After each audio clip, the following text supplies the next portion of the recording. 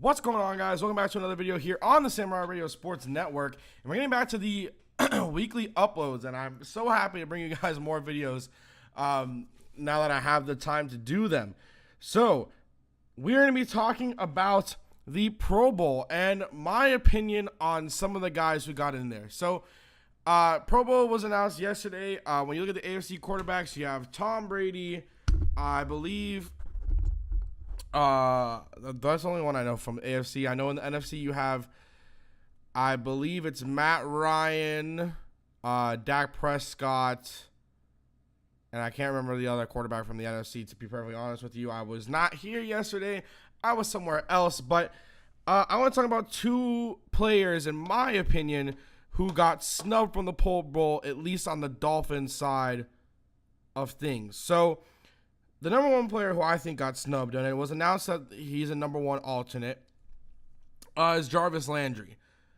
And it might just be because I'm a Dolphins fan, but in my time, and excuse the voice crack there, in my time watching the Miami Dolphins, there has been one player who I have felt has just been electric to the point where once he gets going, he can't be stopped. And that has been Jarvis Landry. Now, I know a lot of people are going to come out with backlash and they're going to say, well, we had some great DBs. We've had great defensive ends. We had Zach Thomas. You were allowed to see him. We had Jason Taylor. But I feel like, at least now, there's just one guy who is just so energetic. And people talk about it. It's him and Odell, and they're brothers. And to be perfectly honest with you, next year, Jarvis and Odell are both going to be in contract seasons. It'll be their fourth year in the league. Who's to say, and I know it's crazy, it might even be, I might make a video about this, that they might play together on the same team. But in the factor of impact to a team, now the Dolphins, they do have Devontae Parker. They got Kenny Stills. Leonte Carroo's coming on even more, and so is Kenny, obviously. But outside of Jarvis, Devontae, Leonte Carroo, and Kenny Stills, we don't really have much. I mean, Jakeem Grant, but he's not really going to be utilized as much as a wide receiver, more than really a returner. Rashawn Scott, but really besides those four main guys, there's not really anybody there. So you have to take some time to really think about that. So I think, and I've always not really had this satisfaction of the Pro Bowl being fan voted. I thought it should be player voted. Or coach voted, or if not that, then something along the lines. But I think it should be player voted. I think it should be player voted. And if not that, it has to be something taken in. Maybe you have the guys who are going to be the captains for the Pro Bowl teams. Let them have the entire NFL and let them pick out of that. Make sure it gets down to people it needs to get down to and they go through there. But I have a problem with that. Like I said, going a little bit of a tangent, but when it comes to Jarvis, I think Jarvis Landry has had another Pro Bowl caliber year. Now, he only just hit 1,000 yards last week against the Jets, but I still think that this guy is a Pro Bowler. He was in the Pro Bowl last year. He should be in the Pro Bowl this year. Hell, I mean, there are some people who even voted for Rashad Jones, and he only played a couple games, which is pretty funny enough. But I think Jarvis definitely needs to be in the Pro Bowl. I think he is a Pro Bowl caliber guy, and I am very disappointed that he got snubbed. And then the other guy who, and it's going to be a little bit of a surprise to you guys, is Brandon Albert. I feel like Brandon Albert has played some of the best football at the left tackle position that he's played his entire career.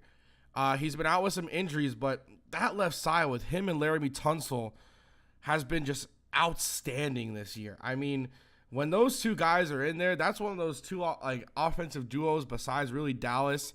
And another offensive line that I think is a little bit underrated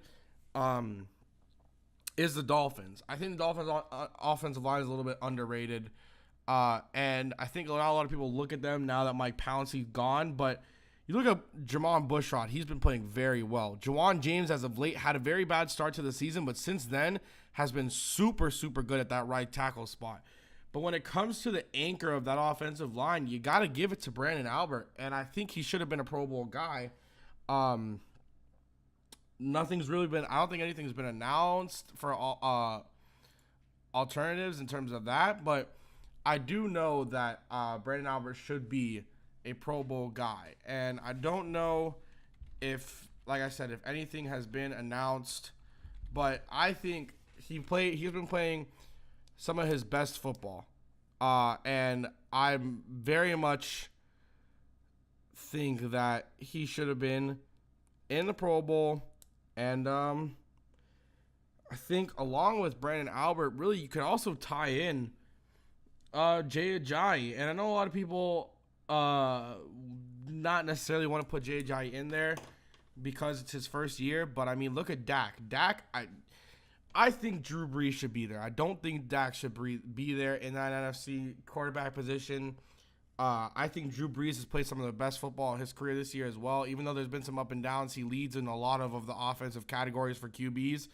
And then Matthew Stafford, a guy who's one of the favorites for MVP besides Brady and Dak, which I think Brady is going to end up winning it, to be perfectly blunt with you. I'm just disappointed. I think Matthew Stafford also should have been a guy who should have been in the Pro Bowl. I think he definitely deserved that Pro Bowl nod. I think Jordan Howard deserved the NFC running back Pro Bowl nod. I don't know if LaShawn McCoy deserved it. I think that he's been out a good amount of time this year, so I wouldn't necessarily say that he should have gotten it, but everybody knows that once LaShawn's on the field, he's going to make a difference. So, I mean, it is fan voted. I'm not so sure about that. On the defensive side of the ball, you could really make an argument for Kiko Alonso. And I know this is really a Dolphin video, and I'm saying this, but you could make an argument for them. For the latter half of the year, you can make an argument for Byron Maxwell. So a lot of guys that you can make an argument for in terms of the latter half of the year. But that's okay. Hopefully next year that we get there, and hopefully next year we got some more people in the Pro Bowl rather than just Ndamukong Suh and Cam Wake. But those two guys have been having amazing seasons, and there's nothing more that you could ask for, especially from Cameron Wake. 34 years old, and he's playing fucking lights out football. So hope you guys did very much enjoy. I got some more videos coming out. If not today, then tomorrow. And I'm going to have some videos out on Christmas Eve and Christmas Day.